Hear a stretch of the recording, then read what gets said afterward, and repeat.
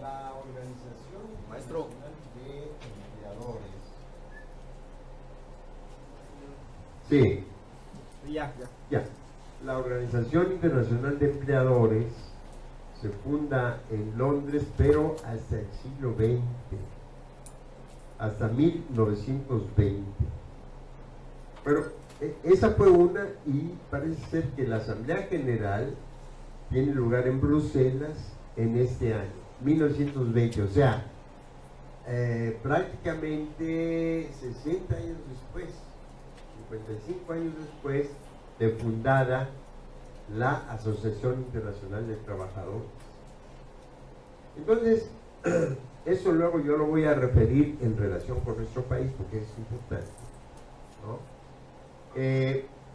Y las primeras organizaciones miembros de esta Organización Internacional de Empleadores, como se llamaba, de patrones, pues, fueron el Consejo Industrial Central de Bélgica, el Consejo General de Fabricantes Franceses, la Federación de Industrias Británicas, la ¿qué dice ahí?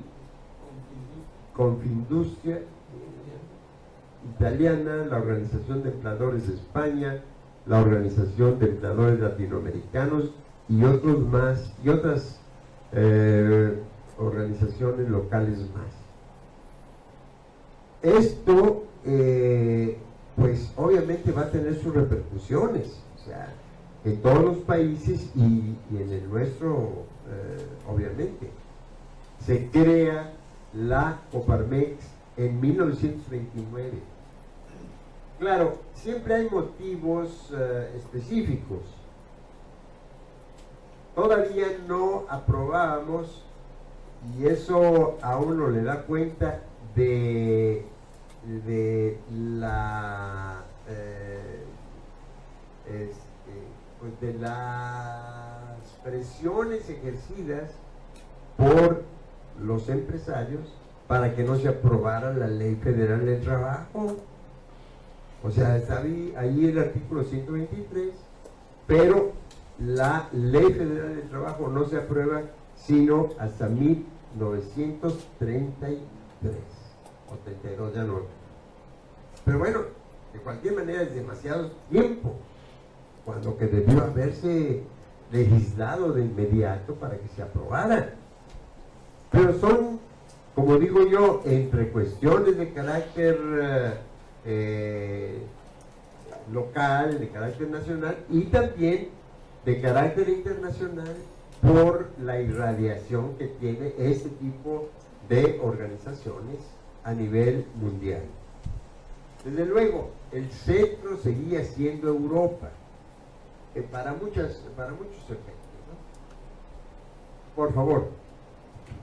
Ahora, nada, regrésate un poco, porque hoy se describe a sí misma como la red más grande del sector privado en el mundo y la voz global del negocio.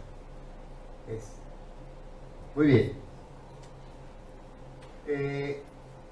Sus objetivos son crear entornos económicos y sociales favorables a la libre empresa y una economía de mercado estable.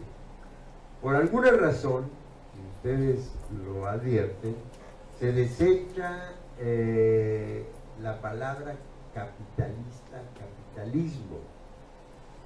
En realidad, en ninguna de las constituciones se da por sentado que se vive a partir de una organización capitalista de producción. Entre nosotros, los países latinoamericanos, solo Cuba. Solo Cuba dice, bueno, Cuba es un país socialista, ¿no? Pero nosotros no decimos eso y nos vamos por el lado de la política nada más. La democracia, todo esto, la representatividad, etc. Otro objetivo, crear un foro internacional para los intereses de las organizaciones nacionales de empleadores en materia de política social y laboral. Ya luego vamos a ver cuál es este foro internacional. Proporcionar información y asesorar a los miembros, organizar comunicaciones permanentes entre ellos y coordinar los intereses de los empleadores a nivel internacional, brindar apoyo a organizaciones autónomas de empleadores, informar a la opinión pública y avanzar en la comprensión de los argumentos de los empleadores, permitir a la organización de empleadores compartir experiencias, mejores prácticas e información. Entonces, ¿de qué se está hablando aquí?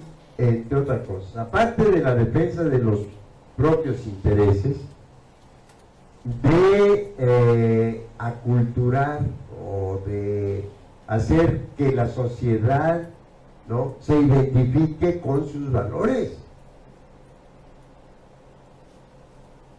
que es un poco lo que yo le proponía en la presentación de su libro al licenciado Gómez Urrutia, que el sindicato creara condiciones para irradiar un programa cultural a partir de lo que es el sindicato. O sea, ¿por qué los empresarios son los únicos que se deben o se interesan por la cultura? Por impulsar las artes, por impulsar la literatura, por impulsar la ética, hay clases de valores. Acaba de tener lugar aquí en Monterrey un encuentro internacional de valores, pero uno siente que todos esos valores son un poco los valores propios, ¿no?, que ha irradiado la clase identificada con la empresa, mientras que los otros valores pues no están presentes. El valor de la igualdad no está presente. ¿Y qué era lo que se planteaba entre los valores fundamentales que reivindicaba la Revolución Francesa en la Declaración Universal de los Derechos del Hombre y del Ciudadano? La libertad, la igualdad, la fraternidad. La fraternidad no se puede dar sino entre quienes son iguales, o quienes de alguna manera son iguales. La uniformidad no existe. Entonces, ese tipo de cuestiones son las que hay que tener siempre en cuenta, porque pareciera, cuando se habla de cultura, no, eso ya, quién sabe a qué deba pertenecer, ¿no? Yo digo que no. Yo digo que justamente si la clase obrera desea avanzar, tiene que hacerlo por la vía de la cultura. ¿Por qué aquí se plantean esas cuestiones la Organización Internacional de Empleadores?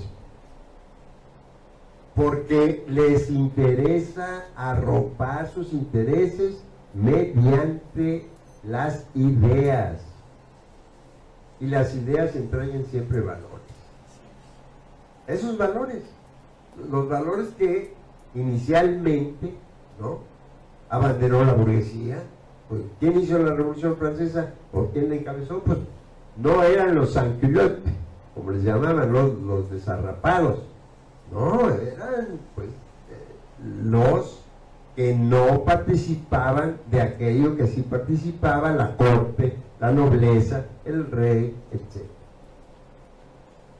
Entonces esto siempre hay que intentar comprenderlo para ir más allá de lo que se le presenta a uno en su ámbito de actividad. Por favor.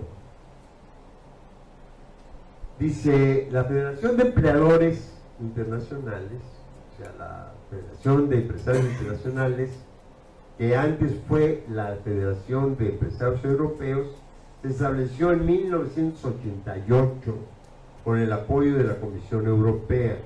Hoy funciona de forma independiente y es la organización líder para empleadores multinacionales y también se conoce como FEDEE Global. Lo que yo les comentaba hace un momento, la terciarización, es decir, la convergencia de gobierno, patrones y trabajadores en organismos que regulen determinadas cuestiones relacionadas con el ingreso y ciertos niveles de calidad de vida, está desapareciendo. O sea, está ganando, ¿no? De hecho, el modelo sajón de Estados Unidos e Inglaterra. Los objetivos principales de la federación son ayudar a la empresa a lograr el cumplimiento legal, operar de manera más efectiva a nivel internacional, mejorar las capacidades transnacionales de recursos humanos, establecer contactos con otros ejecutivos internacionales, desarrollar estructuras salariales prácticas, equitativas, evaluar nuevos métodos y tendencias de empleo, supervisar la participación de los empleados y actividades sindicales y abrazar la diversidad de la fuerza de trabajo. Aquí a mí me llamó mucho la atención cómo se desarrollaban los grandes grupos empresariales cuando llegué a Monterrey en 1974. Era una organización donde los empresarios daban a sus trabajadores vivienda, escuela, pero también actividades relacionadas con el tiempo libre, o sea, fundamentalmente con la cultura. A las esposas de los trabajadores les enseñaban pues cuestiones manuales, artes, oficios, etc. Entonces, esa característica empresarial que yo vine a conocer en Monterrey tiene que ver mucho con la característica empresarial desarrollada en Japón, ¿no? Es decir, el obrero prácticamente nace cobijado por la empresa y muere en el cementerio que tiene la propia empresa, ¿no? Eso quizá ya no sea tan así, pero en lo fundamental, en esos años de la posguerra, de la Segunda Guerra Mundial, así se fue estableciendo. Y aquí lo mismo, o sea, los empresarios de entonces, aquellos que tuvieron que ver con la sustitución de importaciones, la figura, digamos, de Eugenio Garza Sada, que es aquí, digamos, la figura emblemática del empresario, pues tenía otra característica, más paternalista, cierto, pero estaba preocupado por aquel trabajador que le dijo que su esposa iba a tener un niño, o el otro que le dijo que tenía necesidad de comprar tal mueble. Era otra la relación. Esa relación se ha ido intermediando por muchas otras cuestiones, por una burocracia laboral. Entonces los trabajadores prácticamente no conocen a sus patrones, y sus patrones hoy pues viven en una región de confort absoluta. ¿Quién sabe dónde tienen su departamento? En San Antonio, en Nueva York, en Santa Fe, California, o en París, quién sabe dónde, ¿no? Pero ya no existe esa relación. Bueno, adelante, por favor. Miren, creo que a pesar de ese esfuerzo de organización de la Organización Internacional de Empleadores, o sea, de patrones, ¿no?, los que vinieron a sustituir a esas instituciones nacionales y luego internacionales fueron estas otras de carácter internacional. El Banco Mundial, para empezar, ¿no? Me interesa mucho que ustedes conozcan esto porque en gran medida los países hoy se rigen por las políticas monetarias, financieras e incluso propiamente relacionadas con las políticas públicas del Banco Mundial y los otros organismos que vamos a ver más adelante. Se define como una organización internacional especializada en finanzas para los llamados países en desarrollo. Nosotros somos países en desarrollo desde hace quién sabe cuánto tiempo. Yo desde que nací vengo escuchando países en desarrollo, ¿no? Y el subdesarrollo continúa. Su propósito es reducir la pobreza mediante préstamos de bajo interés, créditos sin interés a nivel bancario y apoyos económicos a las naciones en desarrollo. Está integrado por 189 países miembros. Uno dice, oye, pues el mundo entero está allí, no solo los países en desarrollo. Pero vamos a ver por qué. Fue creado en 1944, acuérdense que es la posguerra prácticamente, ¿no? Estamos cerca del tratado de Bretton Woods, donde el dólar se erige pues en la moneda líder. Examen, acuerdo de Bretton Woods, ¿no? Tiene su sede en la ciudad de Washington. Por nada. En un principio fue concebido con el fin de ayudar a las naciones europeas en la reconstrucción de las ciudades durante la posguerra. Después amplió sus funciones creándose más organismos que integrarían lo que hoy conocemos como el Grupo del Banco Mundial. O sea, no es solamente el banco como tal, hay una serie de instituciones que lo integran. Tiene oficinas en 109 países. A ver, vamos a ver. Está integrado pues este grupo financiero por el Banco Internacional de Reconstrucción y Fomento. Tiene 189 países miembros, los mismos que tiene el Banco Mundial. Fue creado en 1945, en esa misma época donde se inicia la política de sustitución de importaciones. Su objetivo, lograr la reducción de la pobreza en los países en vías de desarrollo y de mediano ingreso con capacidad crediticia. A los pobres no les prestan, pero pues quién sabe dónde se, brindándoles asesoría financiera en materia de gestión económica.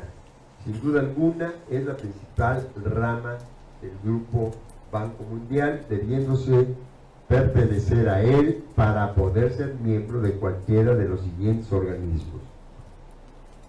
O sea que en realidad esta es este es uno de los núcleos básicos del Banco Mundial. La Asociación Internacional de Fomento, 172 países miembros, creada en 1960. Objetivo, promover aportaciones que permitan al Banco Mundial dar crédito. Oh, ahí están los miles de dólares de los que se dispone, casi sin intereses, a los 79 países considerados más pobres que no tienen crédito en el mercado financiero para cubrir servicios básicos, es decir, alimentación, salud, educación. Por favor.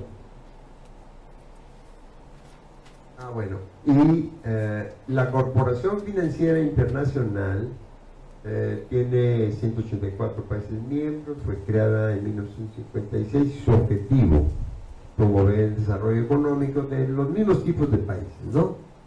Los socios comerciales invierten capital por medio de empresas privadas en los países en desarrollo. Dentro de sus funciones se encuentra el otorgar préstamos a largo plazo, así como dar garantías y servicios de gestión de riesgos para sus clientes e inversionistas. Yo lo que les pido es que hagan un comparativo entre lo que hacen las organizaciones internacionales de los trabajadores con estas instituciones. Por eso, pues muy a propósito, quise explicar así pues brevemente de qué se trata. Por favor. Aquí es en donde se ve realmente, ¿no?, quién es el que manda. En una empresa, en una sociedad anónima, ¿quién manda? No, pero a ver, ¿cómo? El accionista mayoritario. El que tiene mayor, sí, mayor número de acciones, ¿no? Bueno, aquí, a ver, dice, las suscripciones de capital son proporcionales. Me regreso tantito. ¿Dónde puede uno encontrar que una asamblea de accionistas pudiera ser democrática en el sentido que lo señala don Agustín? Si se vota con votos, digo con acciones o con número de acciones, pues sí. Entonces, a partir de allí es como se ha desarrollado el pensamiento de la democracia en nuestros países. Es una democracia más o menos simulada, porque llevar esa lógica hacia, por ejemplo, las elecciones, ¿quién gana? Pues el que tiene más dinero, ¿no? Con votos sí, pero pues ya sabemos de qué manera se produce. Fíjense. No, dale. Dice, las suscripciones de capital son proporcionales a la riqueza de cada país, determinando el número de votos de cada uno de estos. Por ejemplo, a la fecha, Estados Unidos controla el 16.3% de los votos, Japón el 7.8%, Alemania, fíjense, el 4.4%, Francia el 4.3% y Gran Bretaña el 4.3%. En contraste, 24 países africanos controlan juntos solo el 2.8%. No tienen prácticamente voto. Súmale lo que tienen el grupo de los 8. Claro. O sea, ese tipo de cuestiones. Sí, ¿quién controla? El grupo de los 8. El grupo de los 8. Así es. Aquí viene una crítica. Dice, tal vez la crítica más intensa compartida tanto para el Banco Mundial como para el Fondo Monetario Internacional es que las políticas de ajuste estructural que hemos padecido desde los años 70, impulsadas por esos organismos, han impuesto enormes costos sociales a los grupos vulnerables en los países en desarrollo. Muy bien. Vamos a ver el Fondo Monetario Internacional. No puse sino unos cuantos, pero bueno, los principales, nada más para entender la lógica del mundo en el que vivimos.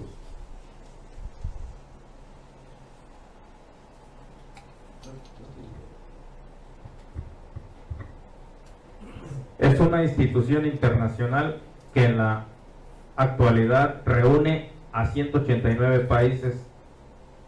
Creación, planteado como idea el 22 de julio de 1944 en los acuerdos de Bretton Woods. Una reunión de 730 delegados de 44 países aliados de la Segunda Guerra Mundial. Conflicto que todavía seguía en curso en aquel momento. Los acuerdos fueron firmados de Bretton Woods, Nuevo Hampshire, Estados Unidos, el 22 de julio de 1944. Pero en FMI, no sé qué significa, el Fondo Monetario Internacional no entró en vigor oficialmente hasta el 27 de diciembre de 1945. El acuerdo de Bretton Woods puede considerarse como el antecedente del consenso de Washington. Igual, ¿no? la propia OEA pues tiene su sede en Washington, o sea, todos los organismos o los principales organismos internacionales, el Banco Interamericano de Desarrollo, todos tienen su sede en Washington. Así que bueno, ya uno por ahí colige cómo andan las cosas, ¿no? ¿No quieres leer tú, por favor?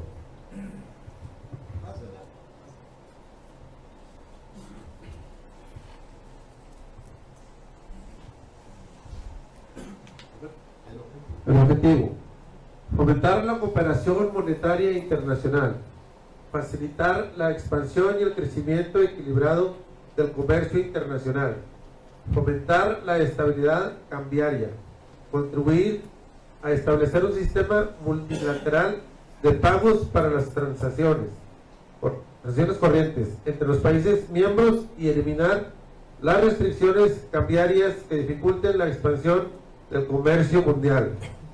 Infundir confianza a los países miembros proporcionándoles temporalmente recursos con las garantías adecuadas para que corrijan los desequilibrios de sus balances de pagos sin recurrir a medidas perniciosas para la prosperidad nacional o internacional, para acortar la duración y aminorar el desequilibrio de sus balanzas de pagos.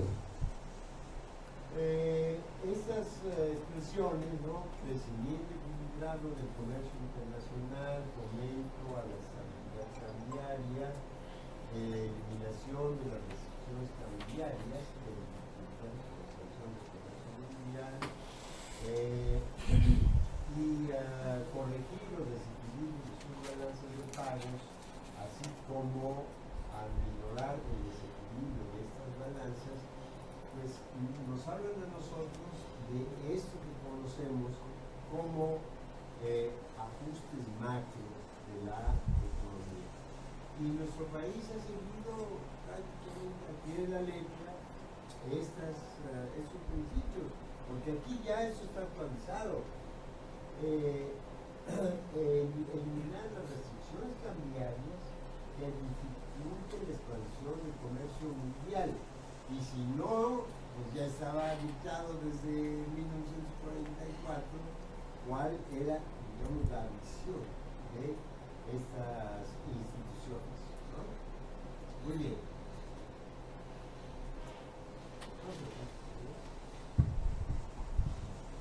El Fondo Monetario Internacional es complementario de otras grandes instituciones económicas de la época, como el Banco Mundial, el BID, Banco Internacional de Reconstrucción y Desarrollo, creados al mismo tiempo, y el Acuerdo General sobre Aranceles GATT, firmado poco tiempo después. Directores ejecutivos y poder de voto. El poder de voto de cada país dentro del Fondo Monetario Internacional depende del tamaño de su economía, PIB, interno bruto. Producto interno bruto. Cuenta corriente, reservas internacionales y otras variables económicas. Las decisiones se toman por una mayoría calificada del 70%, aunque algunas decisiones más importantes, entre 16 de 40, se adoptan por una mayoría cualificada del 85%, dado que en Estados Unidos posee 16.74%, este sistema se le otorga de facto un poder de veto sobre las decisiones tomadas por el organismo financiero. Ya, supongamos que de las 7 naciones ahí representadas, ustedes se reúnen todos y van a decir, no, es que ahora necesitamos, sí, chato, pero pues mira, aquí están mis acciones, ¿dónde sean las tuyas, no? Ahí lo aplican los contrario censo. Si el 85% quiere algo, él con el 16% tiene que aceptar. No alcanza el 85%. No dan el 85% que se requiere para aprobar. Claro. Pero finalmente es un poco llevado al nivel internacional donde no debieran existir esas cuestiones, lo que es propiamente la sociedad, una empresa como tal, que está construida con un objetivo fundamental, el lucro y el aumento de lo que pueda resultar de la operación. Entonces, Los organismos internacionales pues, son una distorsión porque debieran estar construidos, pero no sobre la base del lucro. Aquí está muy claro. Aquí es un país, un voto. Así habría democracia por lo menos internacional, pero no la hay. O sea, no la hay en ese sentido. Por eso a mí me interesaba pues que esto pudiera ser visto de esa manera, porque si no se entiende por qué de repente a nosotros nos aplican determinadas medidas y claro, con la debilidad de los gobiernos que tenemos, ¿no? Pues se aceptan, se adoptan y pues a como les vaya, ¿no? Muy bien. La que sigue. A ver. En total, hay 24 directores ejecutivos elegidos entre los países miembros del fondo. Solo Estados Unidos, Japón, Alemania, Francia y el Reino Unido pueden elegir un director sin ayuda de ningún otro país. China, Arabia Saudita y Rusia eligen de facto un director cada uno. Los demás 16 directores son elegidos por bloques de países. Cada director tiene un derecho de voto que puede ir desde el 16.74%, en su caso Estados Unidos, hasta el 1.34% de 24 países de África juntos. Pues se pueden reunir todos, pero no llegan. Entonces, esta ausencia de democracia internacional, pues responde precisamente a la estructura empresarial de cualquier pequeña o mediana y gran empresa. A ver, por favor. Bueno, en torno al Tratado de Libre Comercio de América del Norte, yo creo que hoy, pues, precisamente esa discusión está en curso y a punto prácticamente de llegar a un desenlace.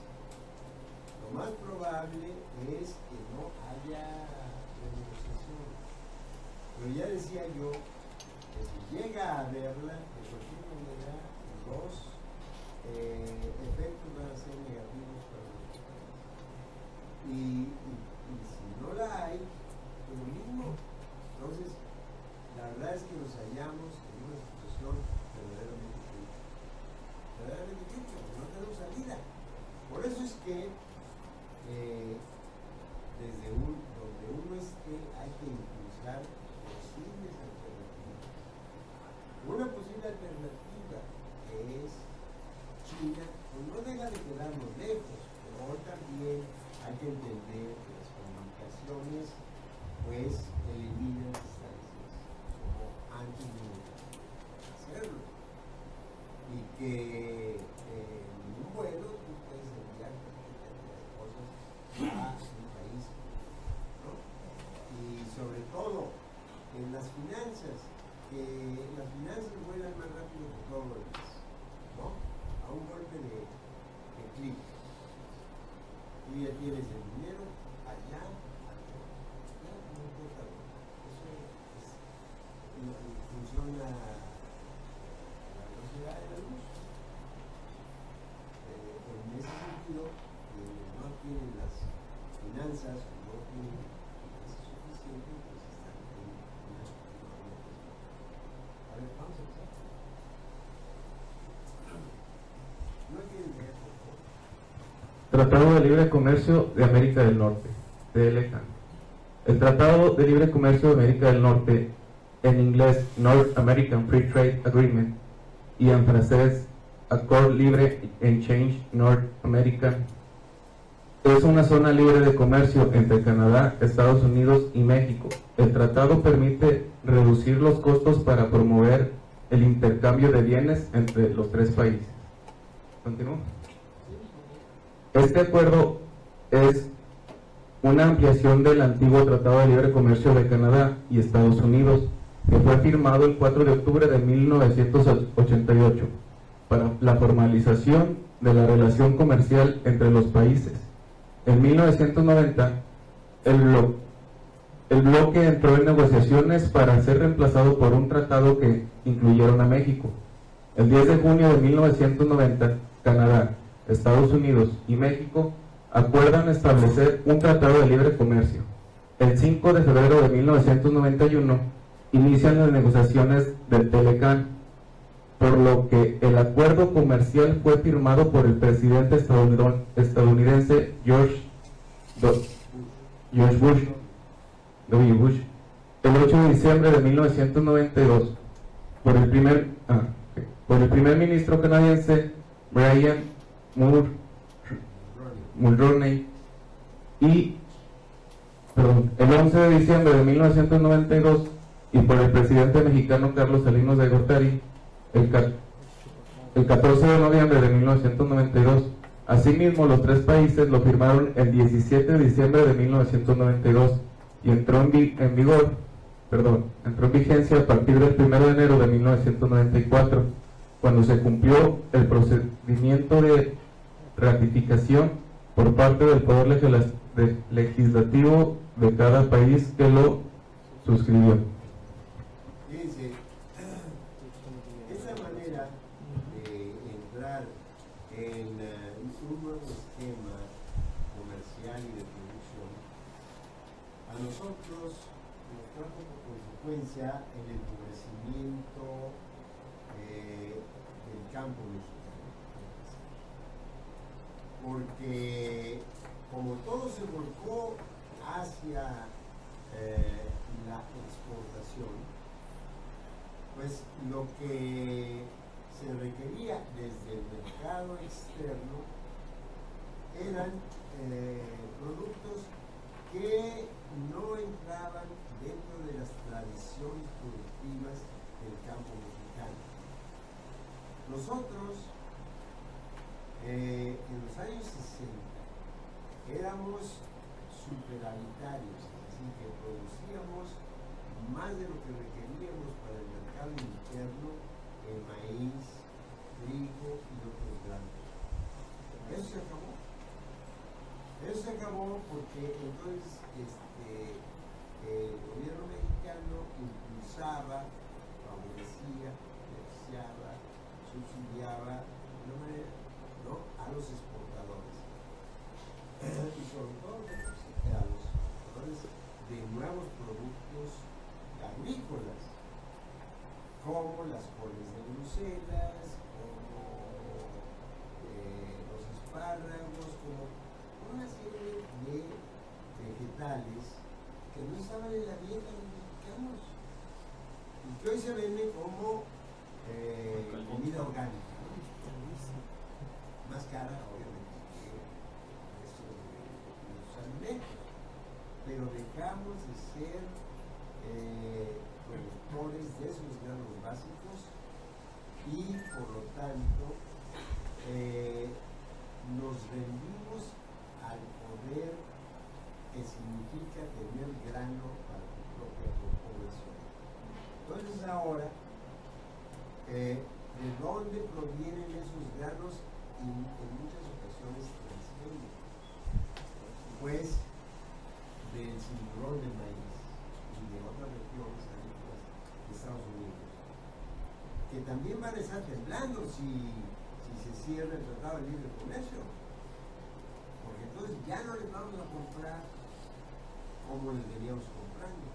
Sin embargo, el gobierno mexicano, que dice que tiene un plan B, todavía no se ve cuál puede ser en el caso de que se suprime el Tratado de Libre Comercio, está buscando no que se rehabilite el campo, sino buscar otros mercados para importar granos.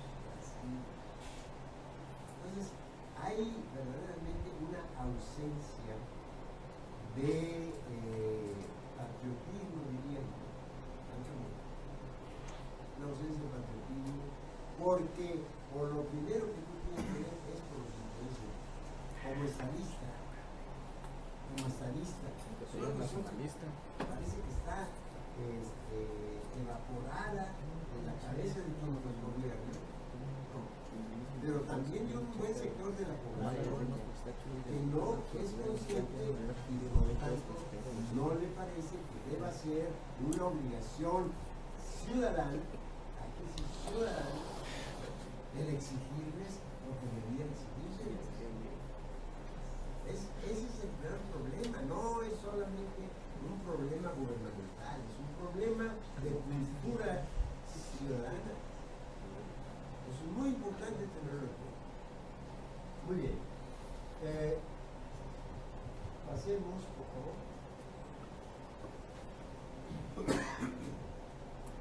¿No quiere leer alguien más? Sí, por favor. Tratados de Libre Comercio de América del Norte, TLC-CAN, número 2. Objetivos: eliminar obstáculos al comercio y facilitar la circulación trilateral de bienes y de servicios entre los territorios de las partes. Inciso B: proveer condiciones de competencia leal en la zona libre de comercio. Inciso C: aumentar sustancialmente las actividades de inversión en los territorios de las partes. Inciso D: proteger y hacer valer de manera adecuada y efectiva los derechos de la propiedad intelectual en territorio de cada una de las partes. Inciso E: crear procedimientos eficaces para la ampliación y cumplimiento de este tratado, para su administración conjunta y para la solución de controversias. Inciso F: establecer lineamientos para ulterior cooperación trilateral, regional y multilateral encaminada a ampliar y mejorar los beneficios de este tratado. El tratado estableció una serie de instituciones de tiempo trinacional para administrar y vigilar la correcta implementación de las disposiciones del tratado. Entre ellas se encuentran la Comisión de Libre Comercio, un grupo de coordinadores del TLCAN, grupos de trabajo y comités del TLCAN, un secretario del TLCAN, una comisión para la cooperación laboral y una comisión para la cooperación ambiental. Bueno, aquí habría que señalar de manera muy elemental que en este tratado entra todo, las mercancías, todo. Lo que no entra son los brazos. Y entonces, para, no sé, 15 millones de mexicanos, ha sido un calvario poder internarse en Estados Unidos, conseguir empleo, vivir sin angustia, ¿no? Y ahora, pues viene Trump y dice, no, ¿sabe qué? No, ya no los quiero. Porque ustedes de repente, como se reproducen más rápido que nosotros, nos van a ganar puestos de gobierno.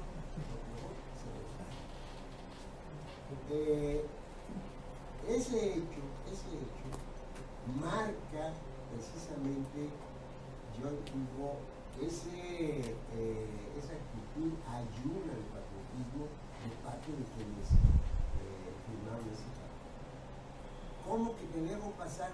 Ya abro mis mercados, pero el tuyo no, porque no, tenemos puntitos, ¿no? ¿Cómo? ¿No? O como ocurría el chiste entonces, cuando la crisis del 2002, que le decían a Bush, hombre, ya sé que pues hay santos. Decía, sí, nomás que antes lo dejan libre, no quiero gente lo habita. Entonces, yo digo, esas cuestiones obviamente siempre tendrán una repercusión social y política inevitable. Pero hoy así está organizado esto y nuestros estadistas pudieran serlo, los gobernantes, pero también las organizaciones empresariales han sido cómplices de esa política. Han sido cómplices de esta política, ¿no? Porque además también continuó la limitación en torno a la industria automotriz. Tú préstanos el territorio, ya vamos, te enviamos nuestras nuestras máquinas, nuestros patrones crean sus maquiladoras, que fue desde entonces cuando empiezan a desarrollarse las maquiladoras con una serie de estímulos acá en el norte, sobre todo, en Zacatecas, por ejemplo, ¿no? De donde nosotros conocimos un caso verdaderamente muy interesante, y así por el estilo. Pero acá, por ejemplo, en Monterrey no lograron desarrollarse las maquiladoras. ¿Por qué? Pues porque aquí el porcentaje de las partes de los componentes pues se fabrican, mientras que en la frontera no hay industria, pues los que ganaban, los que salían ganando, pues eran precisamente Estados Unidos, porque de allá teníamos que importar los maquiladores, ¿no? Todos estos componentes, todas estas partes, herramientas, aparte de muchas otras cuestiones que siempre pagaron aranceles, impuestos.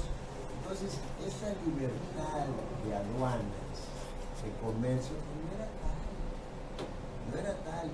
Nosotros seguimos viviendo sin una tecnología desarrollada, sin unas ciencias. Entonces, precisamente el ejemplo de Kia, que aquí sí está con sus carros, ¿no? Nosotros no lo pudimos tener porque no hemos preparado a nuestra población para que en las instancias de investigación vayan generando patentes. Eso es lo que se requiere. En el mercado internacional sin patentes no eres nada, ¿no? Una tribu por ahí perdida en el mercado. Entonces eso no lo ha generado la política educativa y de investigación del país.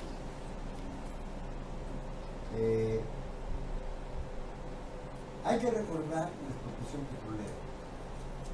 ¿Quiénes fueron los que sustituyeron a los ingenieros y a los técnicos extranjeros? Técnica y también desde el punto de vista de la tecnología. Fueron los trabajadores, los ingenieros que ahí estaban, los técnicos, los obreros que conocían mejor que el ingeniero muchas veces cómo funcionaba la máquina y qué era lo que había que hacer. Producían sus propias herramientas, producían partes para Pemex. Por eso es que cuando uno ve que se les ofrece a los mexicanos como gran opción prepararlos en el extranjero, uno dice, pues los preparará, pero solamente para o quedarse allá como ha venido ocurriendo, la fuga de talentos que le llaman, ¿no? O para venir acá simplemente a reproducir lo que el patrón establece. Yo sí por patrón, no el empresario. El patrón que te da para que puedas funcionar con lo que tienes que hacer.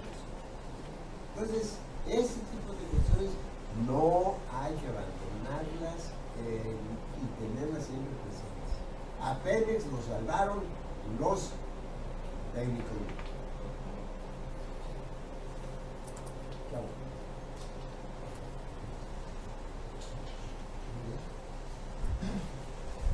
Bien, sobre los foros que veíamos más atrás, que se promovían precisamente por la Organización Internacional de Empresarios, la voz se ha venido a convertir en el principal foro, en el foro donde se van a pulir los políticos de nuestros países. Aquel político que no haya ido a la voz en Ginebra, Suiza, francamente tiene tacho. porque allí es en donde se generan todas estas ideas que se convierten en nuestros países en políticas públicas. De allí que la respuesta a esta Organización Mundial del Comercio, en el foro de Davos, me adelanté. Disculpen. Me adelanté porque eso va a ser más adelante. Estamos hablando de la Organización Mundial del Comercio. A ver, ¿no quiere leer a alguien, por favor? ¿Alcanza a ver? Sí, sí. Vale. Organización Mundial del Comercio. Fue establecida en 1995, sede Ginebra, Suiza. Antecedentes: reuniones convocadas por el Acuerdo General sobre Aranceles y Aduanas. Aranceles, aduaneros y comercio, GATT, creado en 1947. En una en Punta del Este, Uruguay, conocida como Ronda Uruguay, y la segunda en 1986. La ronda se prolongó hasta 1993 y culminó en una reunión celebrada ese año en Marruecos. Ahí se firmó el acta final y el conjunto de acuerdos sobre diversos temas, así como el acuerdo por el que se establece la Organización Mundial del Comercio. Se establece entonces el sistema multilateral de comercio.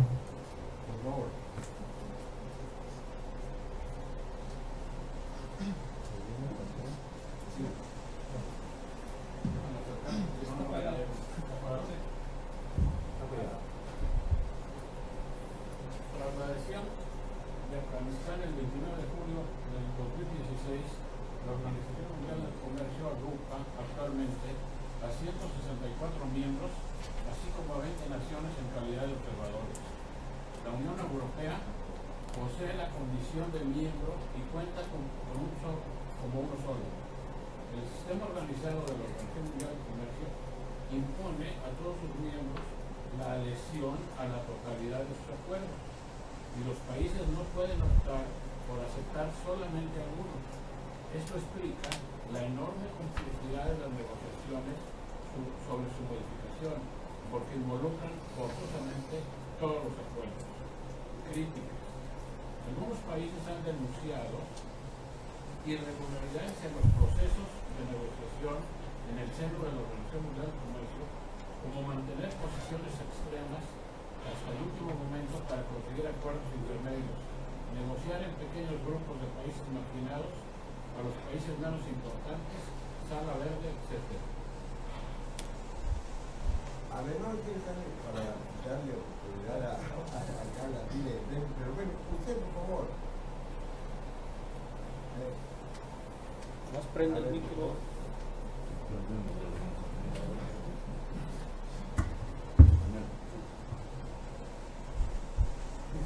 También ha sido criticado que ningún país en desarrollo tiene la capacidad de hacer frente unilateralmente a un bloqueo de las negociaciones. Uno de los aspectos más criticados en cuanto a la transparencia de la OMC son las llamadas negociaciones de la Sala Verde, Green Room, un sistema de reuniones informales establecidas durante la Ronda Uruguay, llamada así por el color de la habitación donde se realizaban.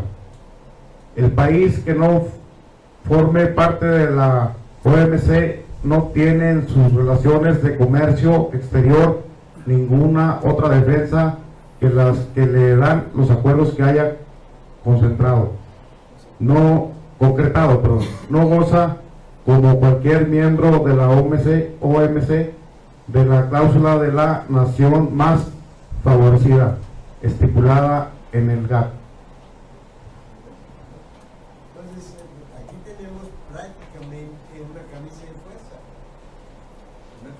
fuerza que no nos permite hacer avanzar políticas nacionales, porque pues, simplemente o las aceptas todas o ninguna. Terrible. ¿Y quién dirige la Organización Mundial del Comercio?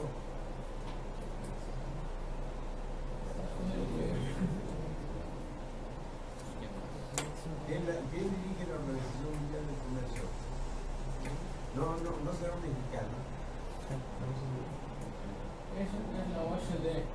Ah, esa es la OSD. Es la OSD la que dirige Gurría. Gurría. Sí, Gurría. Tienes razón. Muy bien. Más que se me olvidó. Adelante. Esa es la OSD. Muy bien. Entonces, a ver. Ojalá que pueda llegar a... OCDE es un organismo de cooperación internacional compuesto por 35 estados, cuyo objetivo es coordinar sus políticas económicas y sociales. Fundación en 1970. Sede central. Objetivos. 1. Contribuir a una sana expansión económica en los países miembros, así como no miembros en vías de desarrollo económico. 2. Favorecer la expansión de comercio mundial sobre la base multilateral y no discriminatoria conforme a las obligaciones internacionales. 3. Realizar la mayor expansión posible de la economía y del empleo y un progreso en el nivel de vida dentro de los países miembros, manteniendo la estabilidad financiera y contribuyendo así al desarrollo económico mundial. Aquí simplemente se ve que fue una buena idea, ¿no? Pero nada más. Finalmente ese tipo de políticas no han sido realmente desarrolladas por esta organización. Si no, pues sabemos que otra carretera. A ver. Allá, a ver si alcanza. Ya se convirtió en una prueba de graduación. La OCDE agrupa países que proporcionaban en el mundo el 70% del mercado mundial y representaban el 8% del PNB mundial en 2007. La organización nació como sucesora de la Organización Europea para la Cooperación Económica, la OECD, resultado del Plan Marshall y la conferencia de las 16 Conferencia de Cooperación Económica Europea que existió entre 1948 y 1996, cuando 20 países, tanto como América del Norte como Europa, se adhirieron a la convención de la OCDE llevada a cabo en París el 14 de diciembre de 1960. Actualmente la OCDE está constituida en los foros mundiales más influyentes en la que analizan y establecen orientaciones sobre temas relevancias internacional como economía, educación y medio ambiente. Los países miembros se comprometen a aplicar los principios de liberación, no discriminación, trato nacional y trato equivalente. El requisito para ser países miembros de la OCDE es liberalizar progresivamente los movimientos de capital y de servicios. Aquí, en realidad, por lo que sí se ha distinguido la OCDE es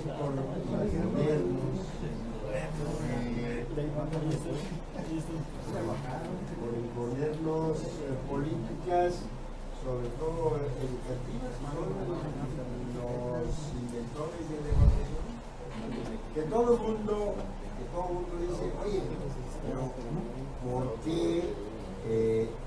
si tú quieres hacer algo, no pruebas que lo sabes hacer? Pero yo digo, bueno, pues, ¿y por qué no a todo mundo se le pone esa pregunta?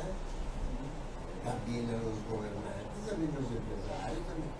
¿Por qué nada más a los trabajadores de la educación? Pero además, yo tengo, digamos que, una idea diferente de lo que es la evaluación. Porque ahora todo se evalúa.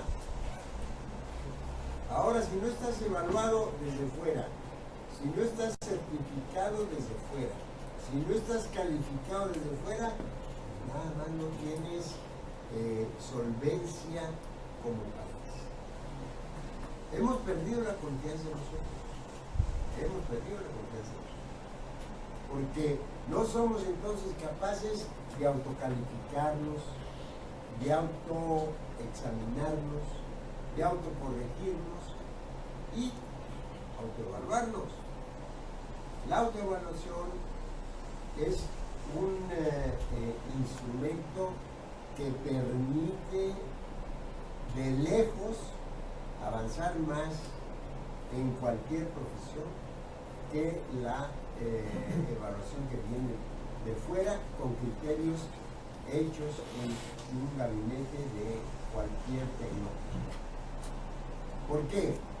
Vamos a suponer que ustedes nos quieren evaluar, ¿no?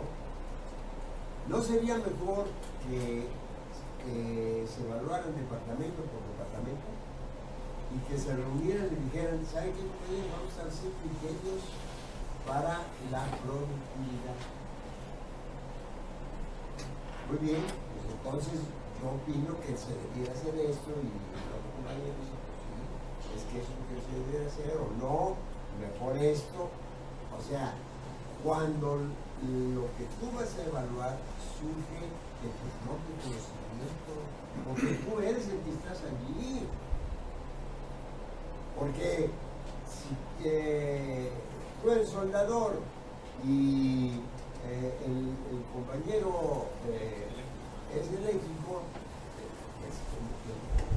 sea, la productividad, claro, al final pues, es una suma de lo que se hace en cada departamento. Pero lo que tú haces en tu departamento, eso tú lo conoces mejor que nadie. Fallas y ventajas, éxitos, lo que tú lo conoces mejor que nadie. Entonces, en ese sentido, yo les digo porque parto de una experiencia propia. Cuando yo era coordinador de unos talleres de lectura y redacción en una nueva dimensión escolar que creó la UNAM, que se llama el Colegio de Ciencias y Humanidades, entonces allá. A mí, mis compañeros, no el administrador, me eligieron como su coordinador democráticamente. Pues yo tenía que responder mejor que si me hubieran mandado, porque el administrador pues, no me iba a estar viendo todo el tiempo, pero mis compañeros sí. Mis compañeros sí me iban a estar viendo todo el tiempo y me iban a estar calificando, porque además nosotros elaboramos, ¿no?, un protocolo de calificación interna. Y ahí se veía quién aportaba, ¿no?, más al trabajo, quién tenía fallas, quién asumía actitudes verdaderamente educativas, pedagógicas, y quienes pues no obraban contrariamente.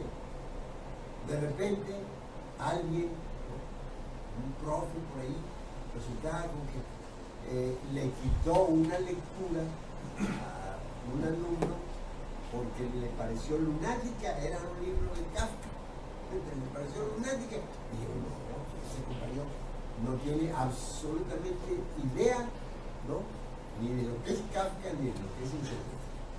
Eso así no se hace. Porque miren, la lectura, creo que eso lo diciendo a alguien ahí de la presentación del libro de aunque lean pornografía, pero que lean algo. Porque hoy la lectura se está disminuyendo de manera muy considerable. Ahora, ¿por qué eso? Porque lo que tú lees no es exactamente lo que tú quieres. Pero sí, eso te ayuda a ¿qué? A organizar mejor internamente lo que tú quieres decir. Y le vas poniendo puntos y comas inconscientemente.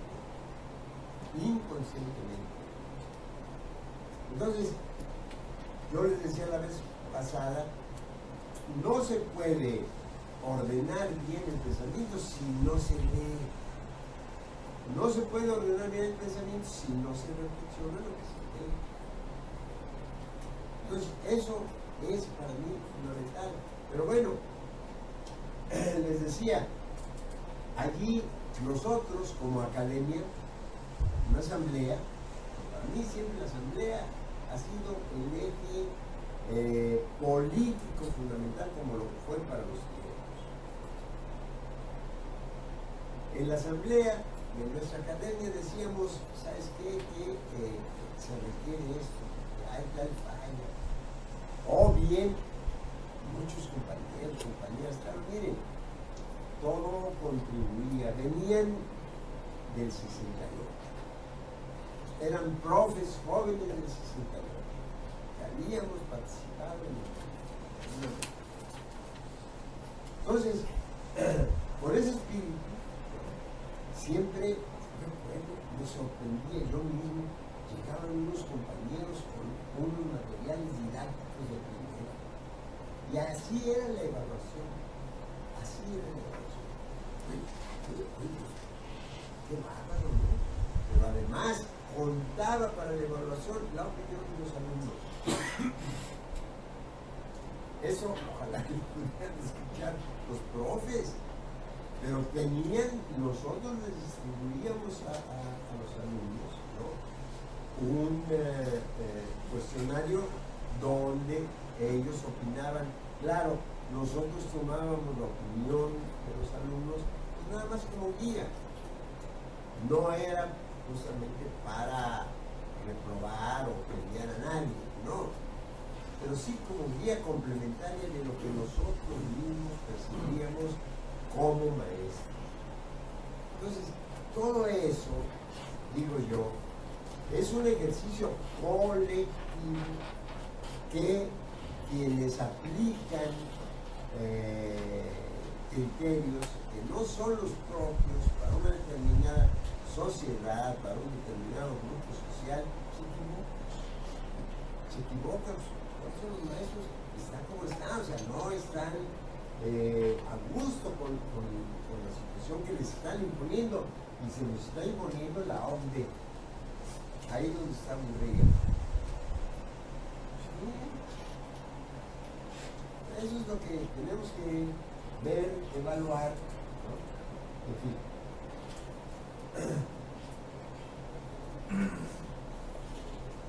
A ver, ¿no quiere pasar? Bueno, ya, compañero, por favor. Organización y crítica. El órgano supremo del Consejo Integrado, que representantes de los países miembros de la Comisión Europea, la toma de decisiones se hace por consenso. Se hace por consenso. La Secretaría lleva a cabo el análisis y hace propuestas. Desde junio de 2006, el secretario general que es el mexicano José Ángel Gurria, existen alrededor de 200 comités, grupos de expertos y grupos de trabajo. En la primera década de este siglo, los gobiernos de la Organización para la Cooperación y Desarrollo Económicos, OCDE, han sido incapaces de proteger a los trabajadores, las comunidades y el medio ambiente de los daños causados por las corporaciones multinacionales.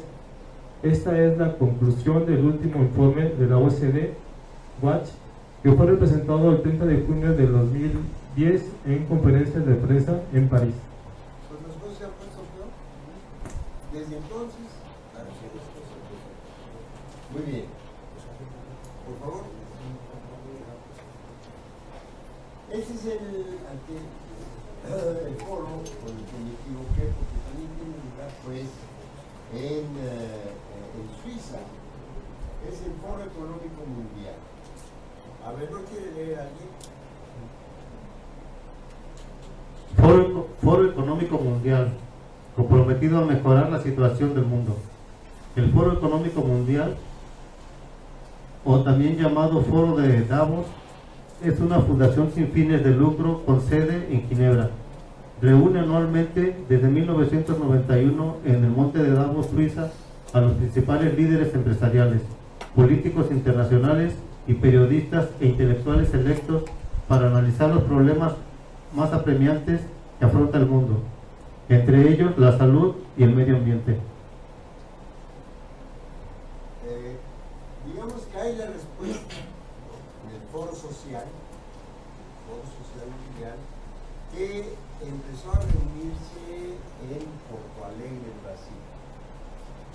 Pero bueno, siempre habrá, digamos, que a una acción, pues una reacción, como lo vimos en la Organización de los Trabajadores, luego, casi inmediatamente, bueno, inmediatamente, también los patrones se pueden organizar.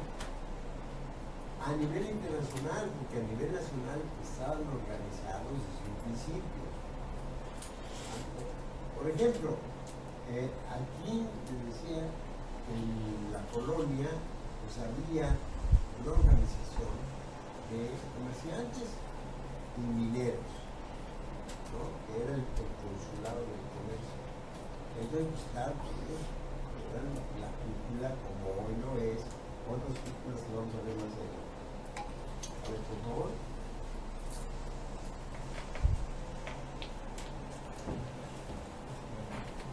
El foro también organiza la Asamblea Anual de Nuevos Campeones.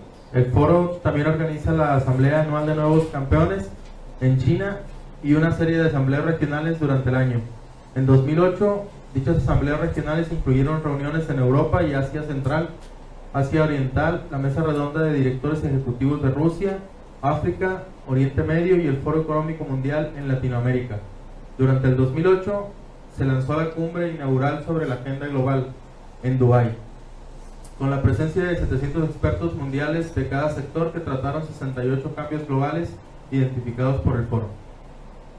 El Foro Económico Mundial fue fundado en 1971 por Klaus M. Schwab, profesor de economía en Suiza. Además de asambleas, el foro genera una serie de informes de investigación e involucra a sus miembros en iniciativas específicas de cada sector.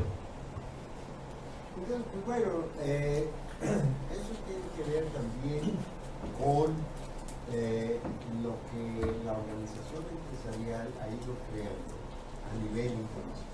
Estos son organismos internacionales, sobre todo creados, digamos, a partir del punto de vista empresarial. A ver, por favor. Miren, yo voy a hacer una muy breve introducción. Quería ampliar lo que yo el tiempo de las organizaciones empresariales en México.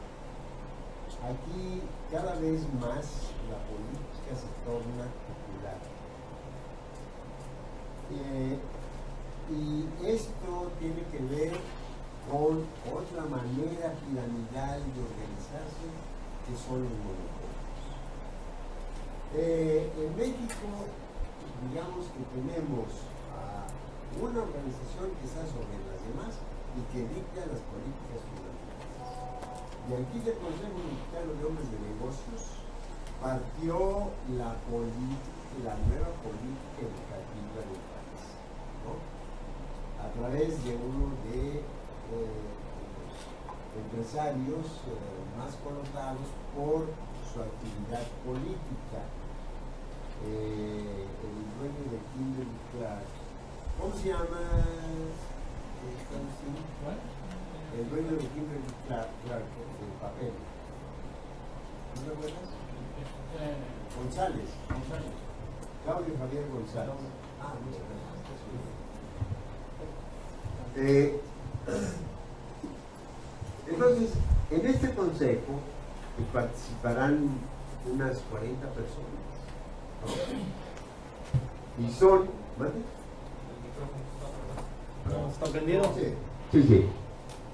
Digo que en ese consejo participarán unas 40 personas que son los que verdaderamente, digamos, definen las políticas públicas en el país, conjuntamente con la asociación que antes fue de Banqueros de México y ahora es de Bancos de México. Pero bueno, los bancos pues ya no son los bancos que estaban antes en manos mexicanas, donde el presidente de la República o un funcionario del gabinete podía levantar el teléfono y pedir que lo pusieran al habla con el presidente. Ahora el presidente quiere hablar con Botín, el dueño de Santander, y le dice que anda de vacaciones y quién sabe dónde estará. O sea, no le toman la llamada. Esa es la diferencia entre haber tenido empresas y bancos en manos de mexicanos y ahora en manos extranjeras, gracias a la liberalización que todos esos organismos de los que estuvimos leyendo se han ocupado, ¿no? Que hoy se denomina neoliberalismo, que no es para mí sino una nueva expansión del capital. Está el Consejo Coordinador Empresarial, que lo mismo, o sea, casi siempre se hace eco de lo que plantea el Consejo Mexicano de Hombres de Negocios, pero tiene un carácter más militante. Acá el Consejo Mexicano de Hombres de Negocios pues se podrán reunir en, no sé, un espacio un poco más grande que este y allí mero deciden que igual la Asociación de Banqueros de México, pues eso es hasta en un espacio similar, ¿no? ¿Cuántos bancos hay? Lo mismo, el Estado mexicano fusionó cuando los estatizó, ¿no? Los fusionó, él mismo los fusionó, ¿no? Para que fueran menos y luego se los pudiera vender a supuestamente los banqueros mexicanos que operaron como coyotes solo para revender esos bancos más adelante a los banqueros del exterior. Entonces, este Consejo Coordinador Empresarial es el que usualmente asume las posiciones más radicales, junto con la Coparmex, que aquí se me pasó a apuntar. La Coparmex, les decía yo, la Coparmex es la más antigua de todas, ¿no? 1929. Un año que ustedes deben estudiar. Es un año crucial en la vida política y económica del país, pues es el año del crack internacional, ¿no? Se viene abajo la economía precisamente por este tipo de prácticas que hemos venido nosotros observando en la economía propia y en la de otros países. Luego pues estarán las cámaras. Lo que pasa es que la política de las cámaras es una política más conservadora porque está regida por una ley. Hay una ley de cámaras. O sea, ahí no pueden hacer justamente lo que hace el Consejo Coordinador Empresarial o la Coparmex, que es un sindicato de patrones, por decirlo de alguna manera, ¿no?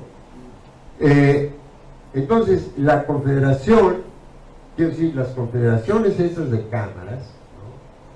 La Confederación Nacional de Cámaras Nacionales de Comercio, la de Industria, el Consejo de la Comunicación, que ese ya no opera tanto como cámara, sino más bien como consejo de este tipo, más independiente. Está el Consejo Nacional Agropecuario y la pobre Confederación Nacional Campesina, que aquí dirigió precisamente el ahora gobernador de Nuevo León, o si no la dirigió fue uno de sus hijos. Lo que quiero remarcar aquí es que lo que decía en la presentación del libro que ya he mencionado, ¿no? Es que normalmente la banca nunca pierde y las grandes empresas tampoco.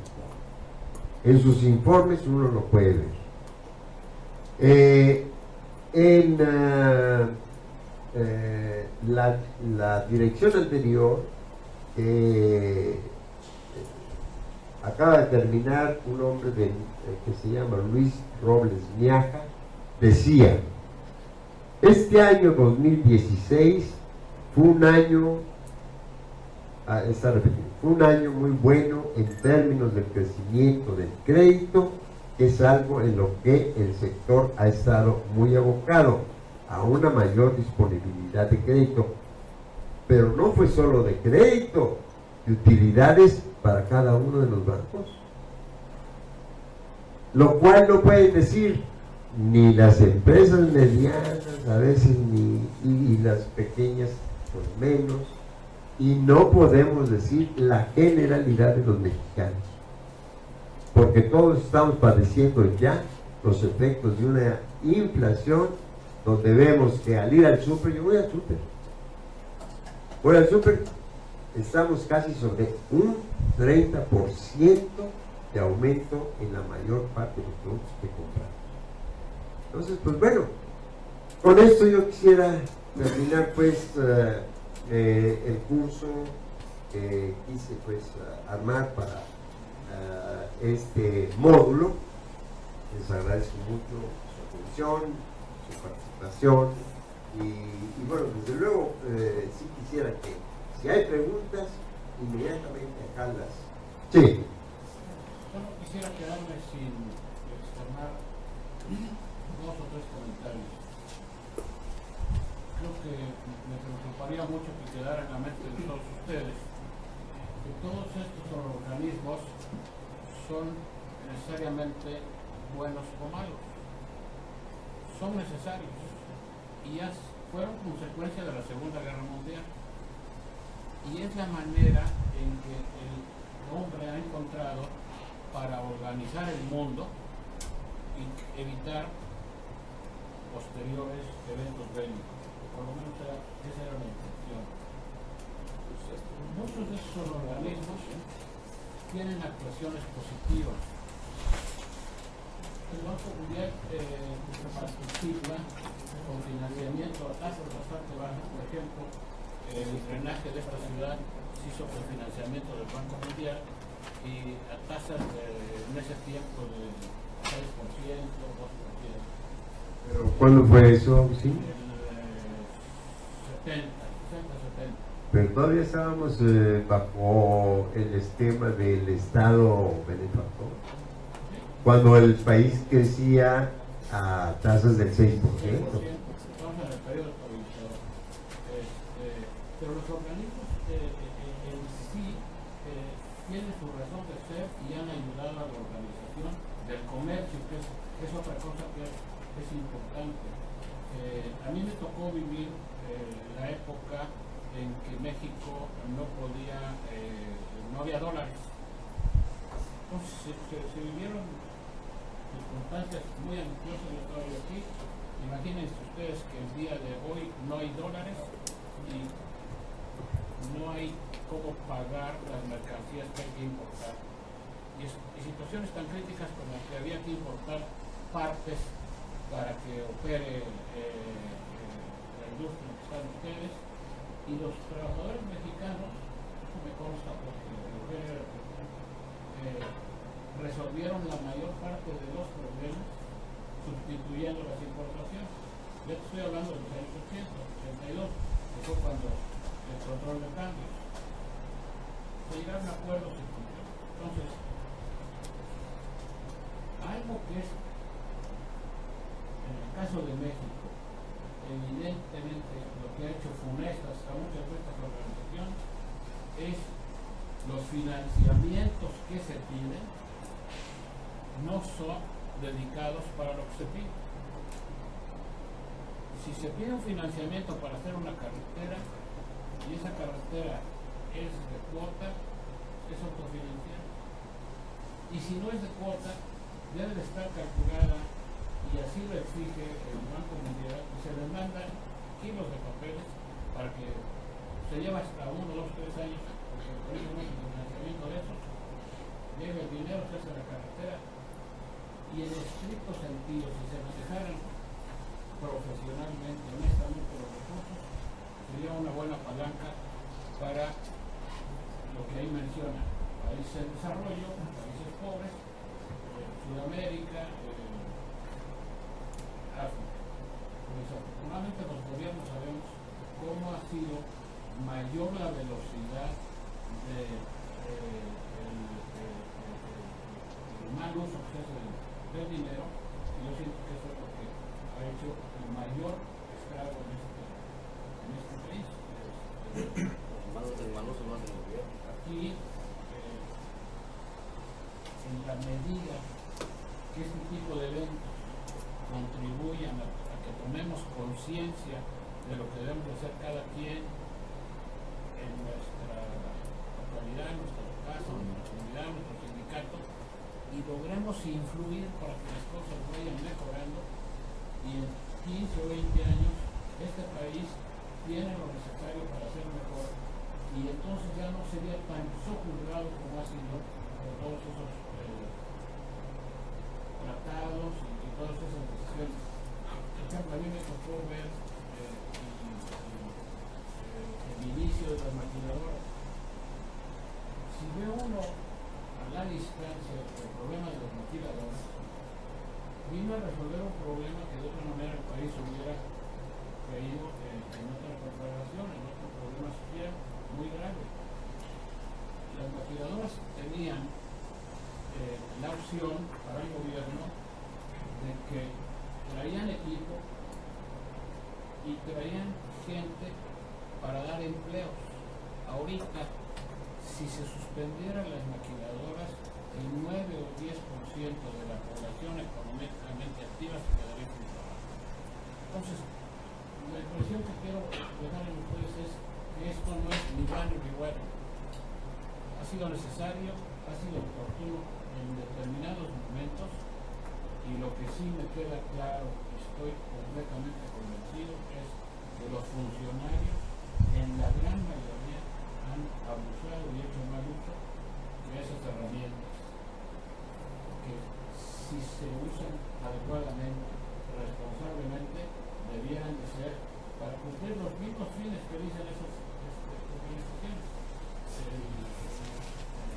El resto de las organizaciones han ayudado a las cámaras de comercio, las confederaciones de ganaderos, de agricultores. En este país, cómo organizar el campo ha sido el reto, y no se ha encontrado, el gobierno no ha podido organizarlo. Sin embargo, en los últimos 5 años, la exportación agrícola, los productos agrícolas, es lo que más se ha incrementado con relación a lo demás. Porque afortunadamente hay una gente ahorita en la Secretaría de Agricultura que vivió, nació en el campo y sabe lo que es exportar ajos, exportar tomates, etc. Y por aquí se ha venido el incremento. El país tiene la fortaleza